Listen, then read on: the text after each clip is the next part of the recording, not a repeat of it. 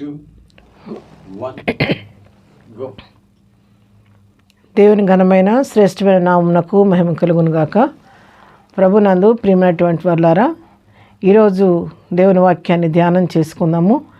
మనం ఈరోజు మాట్లాడబోయేటువంటి వాక్య భాగము, దేవుడు మన పట్ల తన క్రియను జరిగించాలంటే, ఒక కార్యం మన పట్ల చేయాలంటే దాని కొరకు మనమేం చేయాలి అనే విషయాల గురించి ఈరోజు నేను మాట్లాడబోతున్నాను. సహజంగా అందరం కోరుకుంటూ ఉంటాం కదా, దేవుడు నా పక్షంగా కార్యం చేయాలని ఆశపడని వారు ఎవరు ఉండరు. ఏదో ఒక సమయంలో దేవుడు నా పట్ల ఈ కార్యం చేస్తే బాగుండు అని ఆలోచిస్తూ ఉంటాము, ఆశపడుతూ ఉంటాము. ఉద్యోగం రాని బిడ్డలైతే నాకు ఈ ఉద్యోగం వస్తే బాగుండని ఆశపడుతూ ఉంటారు. చదువుకునే బిడ్డలైతే నేను నా చదువులో మంచి మార్క్స్ పొందుకొని నేను మంచిగా జయం పొందాలని ఆశపడుతూ ఉంటారు. మరి యుక్త వయసు వచ్చిన బిడ్డలైతే మరి ఈ సంవత్సరం నా వివాహం అయితే బాగుండని కోరుకుంటూ ఉంటారు. వృద్ధాప్యం ఉన్న వాళ్ళైతే చక్కగా నా ఆరోగ్యం బాగుంటే నేను చక్కగా సంతోషంగా ఉండగలుగుతాను కదా, దేవుడు నాకు మంచి ఆరోగ్యం వేయడని కోరుకుంటూ ఉంటారు. తల్లిదండ్రులు అయినటువంటి వారు బిడ్డల యొక్క క్షేమాన్ని గురించి, మా బిడ్డలు సంతోషంగా ఉండాలి, ఆరోగ్యంగా ఉండాలని కోరుకుంటారు. మా బిడ్డలకి వివాహం కావాలి, మా పిల్లలు మంచి ప్రయోజకులు అవ్వాలని, ఈ విధంగా రకరకాలుగా మనుషులు కోరుకుంటూ ఉంటారు. దేవుడు క్రియ చేయాలి, దేవుడు నా జీవితంలో నా కుటుంబంలో కార్యం చేయాలని కోరుకోని వారంటూ ఎవరూ ఉండరు. అయితే ఆశ మంచిదే, కానీ కొన్నిసార్లు మనం అనుకున్న సమయంలో అనుకున్నట్టుగా దేవుని కార్యము జరగదు. కొన్నిసార్లు ఆలస్యం అవుతూ ఉంటుంది.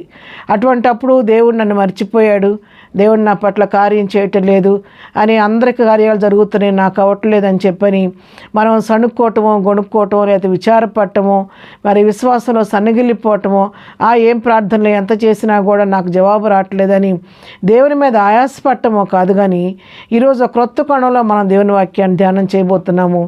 ఆ దేవుని కార్యం నీ పట్ల జరగాలంటే నీవు దేవుని కొరకు ఏం చేయాలి, అవి చేసినప్పుడు దేవుడు తప్పకుండా నీ పట్ల తన కార్యాన్ని జరిగిస్తాడు. ఇప్పుడు ఒక్కొక్కటిగా కొన్ని విషయాలు మనం జ్ఞాపకం చేసుకుందాము.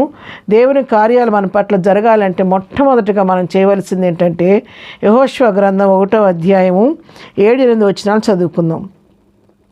అయితే నువ్వు నిబ్బరము కలిగి జాగ్రత్త పడి బహుధైర్యముగా నుండి నా సేవకుడైన మోషే నీకు ఆజ్ఞాపించిన ధర్మశాస్త్రం అంతటి చొప్పున చేయవలను. నీవు నడుచు ప్రతి మార్గమున చక్కగా ప్రవర్తించినట్లు నీవు దాని నుండి కుడికి కానీ ఎడమకు కానీ తొలగకూడదు. ఈ ధర్మశాస్త్ర గ్రంథము నువ్వు బోధింపక తప్పిపోకూడదు.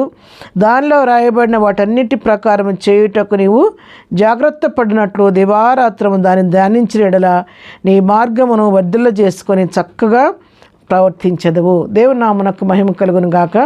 ఈ మాటలు ప్రభు అయినటువంటి దేవుడు మరి యెహోషువతో చెప్తున్నటువంటి మాటలు. యెహోవా దేవుడు సెలవిస్తున్నాడు యెహోషువతో. మరి మోషే తర్వాత యెహోషువను అభిషేకించినప్పుడు, యెహోషువకు నాయకత్వం అప్పగించినప్పుడు మరి యెహోషువతో చెప్పబడుతున్నటువంటి మాటలు, నీవు నిబ్బరం కలిగి జాగ్రత్త పడి బహుధైర్యంగా ఉండు. నా సేవకుడైన మోషే నీకు ఆజ్ఞాపించిన ధర్మశాస్త్రం చొప్పు నువ్వు చేయాలి. నా సేవకుడు అంటే మోషే నీకు ఏదైతే చెప్పాడో, నా సేవకుడు చెప్పిన రీతిగా ధర్మశాస్త్రం అంతటి నువ్వు తూచా తప్పకుండా నువ్వు ఆచరించాలి, అవన్నిటి నువ్వు చేయాలని యెహోషువతో దేవుడు చెప్తున్నాడు. అంతేకాదు మరి ఏం చేయాలంటే, నీవు నడిచే మార్గంలో తొట్టిపడుకోకుండా తిన్నగా ప్రవర్తించి తిన్నగా నడవాలంటే నువ్వు చేయవలసింది ఏంటంటే, నీవు నడుస్తున్నటువంటి ఏ మార్గంలో అయితే ధర్మశాస్త్రాన్ని పాటిస్తూ నడుస్తున్నావో ఆ మార్గం నువ్వు కుడికి కానీ ఎడమ కానీ తొలగకూడదు అని దేవుడు యెహోషువకు ఆజ్ఞాపిస్తూ ఉన్నాడు. ఇంకా ఏం చెప్తున్నాడంటే, నీవు నడుచు ప్రతి మార్గంలో చక్కగా ప్రవర్తించాలంటే కుడికి కానీ ఎడమ కానీ తొలగకూడదు. ఇంకా ఏం చేయాలంటే, ఈ ధర్మశాస్త్ర గ్రంథమును నువ్వు బోధింపకుండా ఉండకూడదు. నీకే పనైతే దేవుడు అప్పగించాడో, నువ్వు సేవకుడివి సేవకురాలివైతే దేవుడు నీకు వాక్యం బోధించేటువంటి కృప నీకు ఇస్తే, దేవుని వాక్యాన్ని బోధించకుండా ఇతరులకు పంచకుండా నువ్వు ఉండకూడదు. ఇంకా ఏం చేయాలంటే, దానిలో వ్రాయబడిన వాటన్నిటి ప్రకారం చేయుటకు నీవు జాగ్రత్త పడినట్లు దేవారాత్రం దాన్ని ధ్యానించాలి. ఏం చేయాలంటే, ధర్మశాస్త్రంలో దేవుని వాక్యంలో ఏదైతే వ్రాయబడిందో దాన్ని మరి వాటన్నిటి ప్రకారం నువ్వు వాటి ప్రకారం నడుచుకోవాలి. జాగ్రత్తగా వాటి ప్రకారం నువ్వు జీవించాలంటే ఏం చేయాలంటే, మొదటగా దేవుని వాక్యాన్ని నువ్వు దేవారాత్రులు ధ్యానం చేయాలి. దేవారాత్రులు వాక్యం ధ్యానం చేస్తూ ఉన్నప్పుడు ఆ వాక్యంతో నీ హృదయం నింపుకున్నప్పుడు ఏం జరుగుద్దంటే అప్పుడు నీ మార్గంలో నీవు వర్ధిల్ల చేసుకొని చక్కగా ప్రవర్తిస్తాను. చూడండి ఎన్ని విషయాలు చెప్తున్నాడు ఇక్కడ. మొట్టమొదట మోషే నీకు ఆజ్ఞాపించిన ధర్మశాస్త్రం అంతటి నువ్వు పాటించాలి, దాన్ని ఆచరించి దాని చొప్పున చేయాలి. రెండవదిగా ఏం చేయాలంటే దేవుని వాక్కు తన మార్గంలో నుంచి కుడిగ్గాని ఎడమగాని తొలగకూడదు. మూడవదిగా ఏం చేయాలంటే ధర్మశాస్త్రాన్ని బోధించకుండా ఉండకూడదు. నాలుగవదిగా ఏం చేయాలంటే మన జాగ్రత్తగా నడుచుకున్న ప్రకారం దేవారాత్రులు దేవుని వాక్యాన్ని ధ్యానం చేయాలి. ఎందుకు దేవుని వాక్యాన్ని ధ్యానం చేయమని, ఎందుకు ధర్మశాస్త్రాన్ని గురించి దేవుని వాక్యాన్ని గురించి ఎంతగా మరి యెహోవా దేవుడు యెహోషువతో చెప్తున్నాడంటే, అవునండి, దేవుని వాక్యం మనం బ్రతికించేది. ఆ వాక్యము సజీవమై రెండంచుల వాడి అని ఖడ్గము కంటే పదునుగా ఉండి అది మన ప్రాణాత్మ మూలుగుల్లోకి చొరబడిపోయి మన అంతరంగాన్ని పరిశోధిస్తుంది దేవుని వాక్యం. కాబట్టి అటువంటి శ్రేష్టమైన వాక్యం మనం ఎప్పుడు కూడా చదువుతూ ఉండాలి.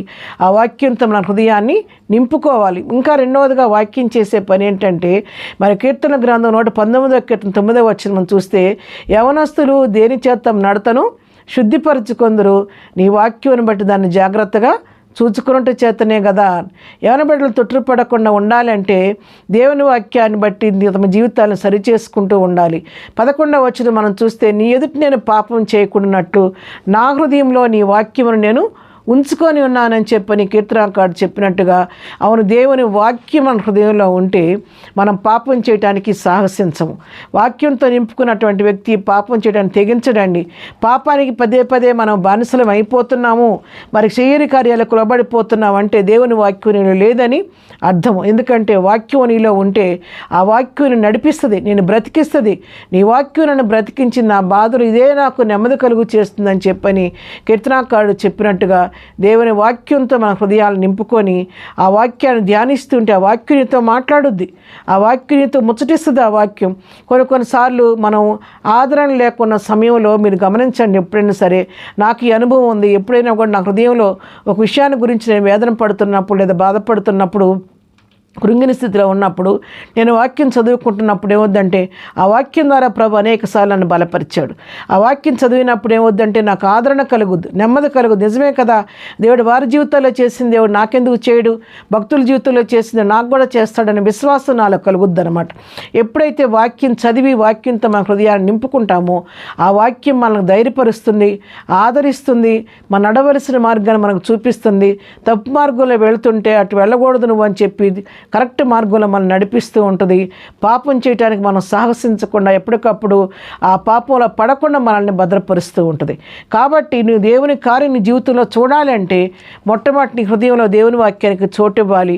వాక్యమే దేవుడు, ఆది యందు వాక్యం ఉండెను, వాక్యం దేవుడై ఉండెను అని చెప్పినట్టుగా వాక్యం అంటే దేవుడే, దేవుడే వాక్యం. కాబట్టి ఆ వాక్యానికి నువ్వు విలువిచ్చినప్పుడు దేవారాత్రులు సమయం దొరికిన కొలది ఆ వాక్యాన్ని ధ్యానించినప్పుడు ఏమవుద్దంటే అది నీ జీవితంలో మేలుకరంగా మారిపోయి అది నీ జీవితానికి ఆశీర్వాదం తెచ్చేదిగా మారిపోద్ది అనమాట. ఎందుకంటే దేవుని వాక్యం అంతగా శక్తివంతమైంది, ప్రభావవంతమైంది. కాబట్టి ఈ వాక్యానికి విలువ ఇవ్వాలి. అంతేకాదు కీర్తన గ్రంథంలో మరొక మాట రాయబడింది, నీ నామం అంతటి కంటే నీవు ఇచ్చిన వాక్యమును నీవు హెచ్చించి ఉన్నావు. దేవుని నామము కంటే కూడా దేవుని నామమే అన్ని నామల కంటే పైనామం కలిగిన నామం కదా.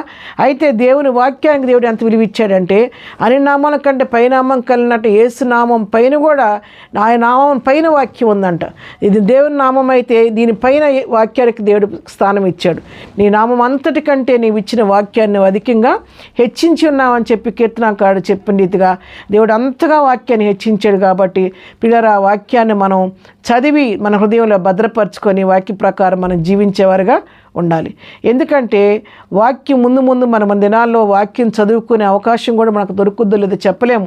వాక్యం చేత పట్టుకుని వెళ్ళే అవకాశం ఉంటుందో తెలియదు. కాబట్టి సమయం ఉండగానే మీకు సమయం దొరికిన కొలది ఆ దేవుని వాక్యాన్ని చదివి ధ్యానించి మీ హృదయంలో భద్రపరుచుకుంటే వాక్యం ద్వారా మన జీవితాలు కట్టబడతాయి. మన జీవితాలు ఆగిపోయిన కార్యాలు జరగటానికి దేవుడు ప్రారంభిస్తాడు.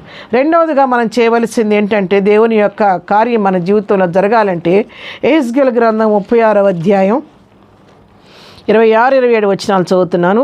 నూతన హృదయము మీకు ఇచ్చేదను, నూతన స్వభావం మీకు కలుగజేసేదను. రాతి గుండె మీ నుండి తీసివేసి మాంసపు గుండెని మీకు ఇచ్చేదను. నా ఆత్మను మీ అందుంచి నా కట్టడలను అనుసరించే వారిని గాను, నా విధులను గైకొని వారిని గాను మిమ్మును చేసేదను. ఇక్కడ వాక్య భాగాన్ని మనం గమనించినట్లయితే మరి నూతన హృదయం మీకు ఇస్తానంటున్నాడు. హృదయం నూతనపరచబడాలి. మన హృదయం పరిశుద్ధపరచబడి వాక్యం చదువుతూ ఉండగా, వాక్యం ద్వారా దిద్దుబాటు జరుగుతూ ఉండగా హృదయం నూతనపరచబడాలి. మన స్వభావం కూడా నూతనపరచబడే నూతన స్వభావం కూడా దేవుడు ఇస్తానంటున్నాడు. దేని ద్వారా? వాక్యం ద్వారా దేవుడు మనకు ఇస్తానంటున్నాడు.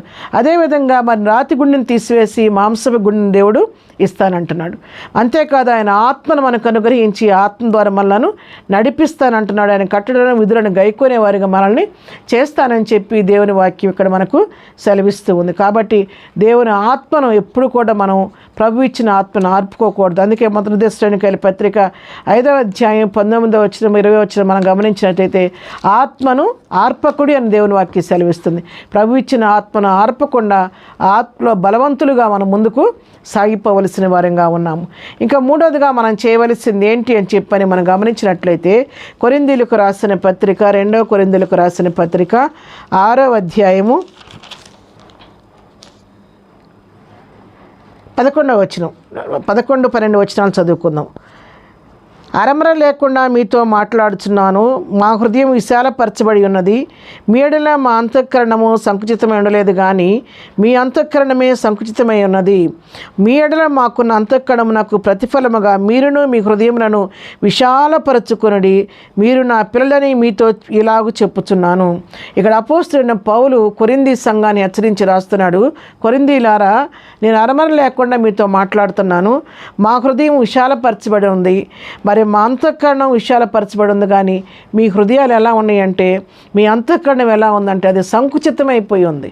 దాన్ని మీరు దాన్ని బాగు చేసుకోండి. మీ అంతఃకరణానికి మరి మేము ఏ విధంగా ప్రభువుని పోలి జీవిస్తూ మీకు బోధిస్తున్నాం కాబట్టి ఆ బోధన బట్టి మీరు హృదయాలను బదలపరుచుకొని మీ అంతఃకరణాన్ని మీరు శుద్ధి చేసుకొని మీ హృదయాలను విశాలపరచుకోండి అని చెప్పని వారిని హెచ్చరిస్తున్నారు. అవును ప్రియులారా, మనుషులు పైకి మంచిగానే ఉంటాం, కానీ కొన్నిసార్లు మన హృదయపు ఆలోచనలు చాలా సంకుచితంగా మనం ఆలోచిస్తూ ఉంటాం. సంకుచితమైనటువంటి తలంపులు మనలో వస్తూ ఉంటాయి అన్నమాట. కాబట్టి అలాంటి సంకుచితమైన హృదయం మనలో నుంచి పోయి మన అంతఃకరణము రాను దేవుని వాక్యం చదువుతూ వినుచుండగా, దేవునితో సహవాసం చేస్తుండగా మన అంతఃకరణం విశాలపరచబడాలి.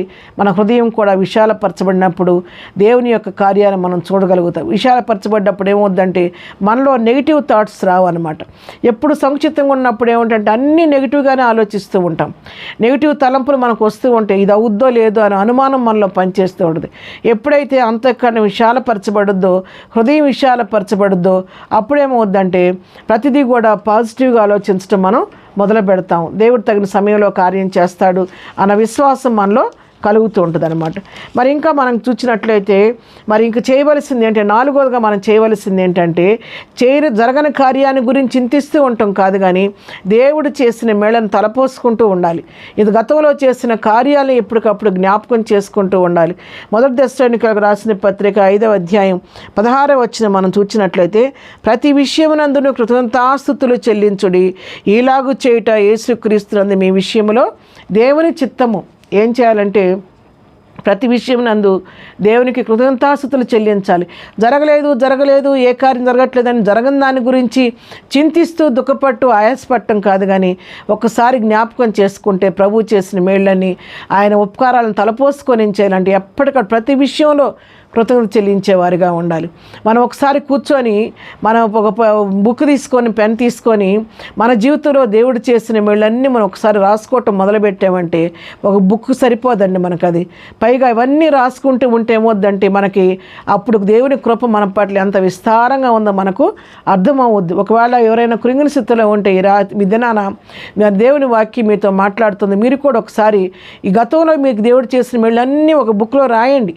రాస్తూ ఉన్నప్పుడు చూసినప్పుడు ఏమవుద్దంటే మీకు ఎన్ని మేలు నీ జీవితంలో దేవుడు చేశాడు అవన్నీ జ్ఞాపకం వస్తాయి. కాబట్టి దాన్ని బట్టి అప్పుడు నీ విశ్వాసం పెరుగుద్ది. కాబట్టి కృతజ్ఞతాభావం కలిగి ప్రభుని స్తుతించేవారుగా, కృతజ్ఞతాస్తుతులు చెల్లించేవారుగా ఉండాలని చెప్పని దేవుని వాక్యం ఇక్కడ మనకు సెలవిస్తూ ఉంది.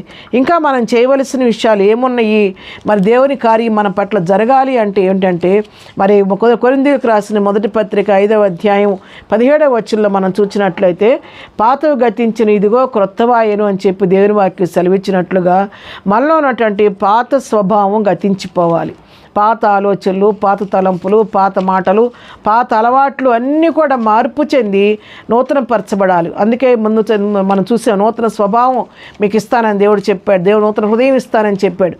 ఆ విధంగానే మనం ఏం చేయాలంటే మనలో ఉన్నటువంటి పాత అలవాట్లు, దేవునికి అయిష్టమైనటువంటి మాటలు, క్రియలు, ఆ నడవడి ఏదైతే ఉందో దాన్ని మనం విడిచిపెట్టి నూతన స్వభావం ధరించుకోవాలి. నవీన స్వభావం ధరించుకొని క్రీస్తుని పోలిన వారిగా మనం జీవించడానికి ప్రయత్నం చేయాలి.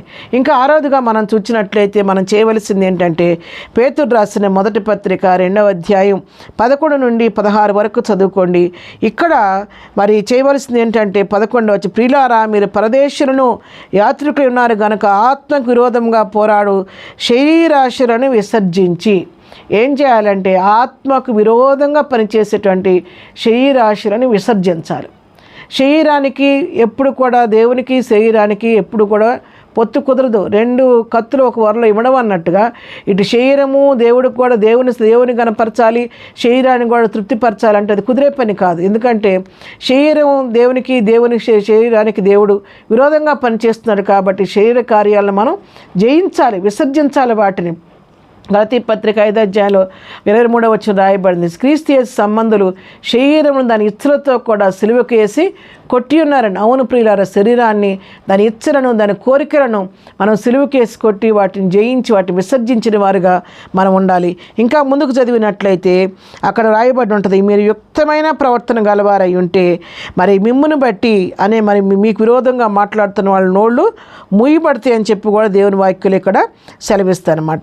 కాబట్టి కొన్ని విషయాలు చెప్పాడు ఇక్కడ. ఒక్కొక్క విషయం చెప్తూ వస్తూ, వారి మధ్యన మంచి ప్రవర్తన గలవారై ఉండవాలని మేము బతిమాలు కొనుచున్నాను, మనుషులు నియమించు ప్రతి కట్టడకును ప్రభువు నిమిత్తమై లోబడి ఉండడి అని చెప్తూ, మీరిట్లు యుక్త ప్రవర్తన గలవారే అజ్ఞానముగా మాట్లాడు మూర్ఖుల నోరు మూయుట దేవుని చిత్తము. మంచి ప్రవర్తన కలిగిన వారిగా ఉండాలి. సమాజంలో మన గురించి మనం గొప్పగా చెప్పుకోవటం కాదు, లోకం నిన్ను గురించి నన్ను గురించి సాక్ష్యం. నిజంగా పలాని వ్యక్తి అండి, లేదా పలాని స్త్రీ అండి, ఆమె నిజంగా దేవుని కలిగినటువంటి వ్యక్తి, దేవుని పోలి జీవిస్తున్న వ్యక్తి అని లోకం నిన్ను గురించి సాక్ష్యం ఇవ్వాలి. మంచి ప్రవర్తన కలిగి ఉండాలి, యుక్తమైన ప్రవర్తన కలిగి ఉంటే ఇంతవరకు ఎవరైతే మనకు విరోధంగా మాట్లాడి మన హృదయాలను గాయపరిచి మన తృణీకరించి అవమానపరిచారో వారు మన నడుస్తున్నటువంటి యుక్తమైన ప్రవర్తన బట్టి వారు ఆ మూర్ఖుల నోళ్ళు మూయబడతాయి అంట. వాళ్ళే అనుకుంటారంట మనం ఇట్లా అనుకున్నాం కానీ ఇప్పుడు ఆమె పూర్తిగా మారిపోయింది, ఆయన పూర్తిగా మారిపోయాడు, వాళ్ళ మాటలే మారిపోయినాయి, వాళ్ళ విధానమే మారిపోయిందని చెప్పని లోకులు ఇరు గురించి సాక్ష్యం ఇస్తారు. వారు నిన్ను బట్టి నీలో వచ్చిన మార్పును బట్టి వారు కూడా ప్రభు వైపు మళ్ళుకోవడానికి అవకాశం కలుగుద్ది అన్నమాట. ఇక చివరిగా 7వదిగా మనం చూసినట్లయితే మనం చేయవలసింది ఏంటంటే ఫిలిప్పీలకు రాసిన పత్రిక 4వ అధ్యాయం 4వ వచనం, ఎల్లప్పుడూ ప్రభువునందు ఆనందించుడి, మరలా చెప్పుదును ఆనందించుడి, నీ సహనమును సకల జనులకు తెలియబడనీయుడి, ప్రభువు సమీపంగా ఉన్నాడు, దేనిని గురించి చింతపడకుడు కానీ ప్రతి విషయంలోనూ ప్రార్థన విజ్ఞాపనల చేత కృతజ్ఞతాపూర్వకంగా మీ విన్నపములు దేవునికి తెలియచేయడు. ఇక్కడ ఏమిటంటే ఎల్లప్పుడూ కూడా ఆనందించాలండి, ప్రభువునందు ఆనందించండి, మరలా చెప్పుదును ఆనందించడండి. మీకు ఒక వ్యక్తిని జ్ఞాపకం చేస్తాను. హన్నా దేవుని మందిరానికి, శిలోహ మందిరానికి వెళ్ళి బిడ్డలు లేని పరిస్థితుల్లో ఎంతగా దుఃఖాక్రాంతులైపోయి ఆ నోట్లో నుంచి మాట బయటికి రాకోకుండా పెదవులు మాత్రం కలుస్తూ దేవుని సన్నిధిలో విజ్ఞాపన చేసింది. అయితే కొంత సంభాషణ ఏలీతో ఆమెకు జరిగిన తర్వాత యాజకుడైన ఏలీ ఆ పరిస్థితిని తెలుసుకున్న తర్వాత అంటాడు కదా, అమ్మా నీకు దేవుడు నీ కుమారుణ్ణి ఇస్తాడు, నువ్వు సమాధానంగా వెళ్ళి గృహానికి అని చెప్తే దైవ యాజకుడైనటువంటి ఏలీ చెప్పిన మాట మీద నమ్మిక ఉంచి విశ్వాసం ఉంచి యాజకుడి ద్వారా దేవుడు నాతో మాట్లాడాడు, నాకు బిడ్డల్ని ఇస్తానని చెప్పి దేవుడు చెప్పాడు కాబట్టి నేను ఎందుకు దుఃఖపడాలని చెప్పి ఆమె అక్కడ వాక్యం రాయబడింది. నాట నుండి ఆమె విచారంగా ఉండట మానివేసిందంట. ఆ రోజు నుంచి ఆ వాగ్దానం పట్టుకొని ఆ దుఃఖముఖిగా ఉండటం కానీ, చింతించటం కానీ, దుఃఖపడటం కానీ మానేసి దేవుని వాగ్దానాన్ని పట్టుకొని దేవుని స్తుతిస్తూ ప్రార్థించి సమూయేలు కుమారుని పొందుకున్నట్టుగా మన దేవుని వాక్యంలో చూడగలుగుతాం. కాబట్టి మరలా చెప్పుదును, ప్రభువునందు ఆనందించుడి. అంతేకాదు సహనాన్ని సకల జనులకు తెలియబడినమంటున్నాడు. శ్రమల్లో నువ్వు ఎంతగా నిలబడుతున్నావు, ఎంత తట్టుకుంటున్నావో, ప్రభువుకి పరీక్షిస్తున్నప్పుడు ఎంతగా నువ్వు సహిస్తున్నావో, నీ సహనాన్ని లోకమంతా పరీక్షిస్తున్నప్పుడు, గమనిస్తున్నప్పుడు నీ సహనం నిన్ను ఎంతగా సహిస్తున్నావో నీ చుట్టుప్రక్కల ఉన్న వారందరూ గమనిస్తూ ఉంటారు. అందరికి తెలియబడనిమంటున్నాడు సహనాన్ని గురించి. ఇంకేం చేయమన్నా అంటే దేనిని గూర్చి చింతపడొద్దు కానీ, ఏ విషయాన్ని గురించి చింతపడొద్దు కానీ చేయవలసింది ఒకటి ఉంది. ప్రతి విషయాన్ని గురించి ప్రార్థన విజ్ఞాపనల చేత కృతజ్ఞతాపూర్వకముగా మీ విన్నపములు దేవునికి తెలియచేయండి. కృతజ్ఞత చెల్లిస్తూ చేసిన మేలును బట్టి ప్రార్థన విజ్ఞాపనల చేత మీ విన్నపాలు దేవునికి తెలియచేయమని ఇక్కడ దేవుని వాక్యం సెలవిస్తుంది. ఇదంతా చేస్తే జరిగే మేలేంటండి మాకని మీరు అడగవచ్చు. 7వ వచనం చదువుకుందాం. అప్పుడు సమస్త జ్ఞానమునకు మించిన దేవుని సమాధానము యేసుక్రీస్తు వలన మీ హృదయములకును మీ తలంపులకును కావలియుండును. ఈ 7 విషయాలు మనం గమనించినప్పుడు, మనం చేసినప్పుడు, మనం నడుచుకున్నప్పుడు మనం జరిగేటువంటి మేలేంటంటే సమస్త జ్ఞానమునకు మించిన దేవుని సమాధానం నీ కుటుంబాన్ని వెలుబడి చేస్తుంది, నీ జీవితాన్ని వెలుబడి చేస్తుంది, నీ హృదయాన్ని వెలుబడి చేస్తుంది. యేసుక్రీస్తు వలన మీ హృదయములకు మీ తలంపులకు దేవుని కాపుదల ఉంటుందని చెప్పి దేవుని వాక్యం సెలవిస్తుంది. అవును ప్రియులారా, ఈ సాయంకాలం ఈ దినాన ప్రభు మనతో మాట్లాడుతున్నాడు. మరి జీవితంలో జరగలేదని కృంగిపోవటం కాదు కానీ చేసిన ప్రతి మీరు జ్ఞాపకం చేసుకొని మొట్టమొదటిగా దేవుని వాక్యాన్ని మీ వాక్యం చదివి వాక్యంతో మీ హృదయాలు నింపుకోండి. తర్వాత దేవుని ఆత్మను పొందుకొని నూతన హృదయాన్ని నూతన స్వభావాన్ని పొందుకొని ప్రభువుని బట్టి ఆనందించి దేవుని ఆజ్ఞలను గైకోండి. మూడోదిగా ఏం చేయాలంటే మరి మన హృదయాలను విశాలపరచుకోవాలి, అంతఃకరణాన్ని విశాలపరచుకోవాలి. నాలుగవదిగా ఏం చేయాలంటే ప్రతి విషయంలో కృతజ్ఞతాస్తుతులు చెల్లించాలి. మరి ఇంకా 5వదిగా చూసినట్లయితే మరి క్రొత్త స్వభావం, క్రొత్త ఆలోచనలు, క్రొత్త మాటలు మనలో రావాలి, పాత అలవాట్లు విడిచిపెట్టాలి. 6వదిగా చూస్తే యుక్తమైన ప్రవర్తన కలిగి శారీరక కార్యాలను విసర్జించి ప్రజలు ఎదుట మరి యోగ్యులుగా మరి నిష్కలంకులుగా ప్రజల ముందు మనం కనబడాలి. చివరగా 7వదిగా చూస్తే దేనిని గురించి చింతపడకుండా ప్రభువునందు మరలా చెప్తున్నాను ఆనందించాను పదే చెప్తున్నాను కాబట్టి దేవుని బట్టి అతిశయించాలి, దేవుని బట్టి ఆనందించాలి. మరి సహనాన్ని ప్రజలందరూ గ్రహించే విధంగా ఓర్పుతో దేవుని కార్యం కొరకు ఓపికతో ఎదురు చూచినప్పుడు, ప్రతి విషయంలో కృతజ్ఞతాపూర్వక విజ్ఞాపనలు ప్రార్థన చేసినప్పుడు తగిన సమయంలో దేవుడు నీ జీవితంలో కార్యాన్ని చేస్తాడు. సమస్త జ్ఞానానికి మించిన దేవుని సమాధానం నిన్ను నీ కుటుంబాన్ని నిలబడి చేస్తుంది. కాబట్టి ఆ విధంగా ఓపికతో ప్రభుత్వంలో కనిపెడదాము. ప్రభు కృపగా కనిపెట్టుకుని దేవుడు తగిన సమయం మందు కార్యం చేయనట్లు ఆయన బలిష్టమైన చేతికి దీన మనసులో ఉండని చెప్పని పేతృపత్రికలో రాయబడినట్టుగా ప్రభు మన పట్ల కార్యం చేసే వరకు ఓపికతో దీనులమైన ప్రభుత్వంలో కనిపెడదాము. అలాంటి కృపా ధన్యత ప్రభు మనకందరికీ దయచేయనుగాక. మీ జీవితాలు ఆగిపోయిన కార్యాలు యేసు నామములో ప్రభు అతి త్వరలో జరిగించునుగాక. ఆమేన్. ప్రార్థన చేసుకుందాం. ప్రేమ కలిగిన తండ్రి, పరిశుద్ధాన్ని కొందనాలు. ఈ దినం మీరు మాతో మాట్లాడారు ప్రభా. ప్రతి ఒక్క వాక్యమైన వారితో నాతో మీరు మాట్లాడారు. ఎవరి జీవితాల్లో కార్యం జరగకుండా ఆగిపోయింది వారి జీవితాల్లో యేసు నామములో నీ కార్యం జరిగించండి. ఈ వాక్యం వినడం ద్వారా ఏ విధంగా తమ జీవితాలు సిద్ధపరచుకున్నట్టు జ్ఞానం వారికి ఇచ్చి వారి జీవితాలు నీ కార్యం జరిగించి మహిమ తెచ్చుకోమని, ఈ కార్యక్రమం ద్వారా ఘనత మహిమ ప్రభావాలు మీరే పొందుకోమని యేసు నామములో ప్రార్థించడి పొందుకొని ఉన్నాము తండ్రి. ఆమేన్. ప్రభు కృప సదాకాలము మనందరికీ తోడై నడిపించును గాక. God bless you. ఆమెన్.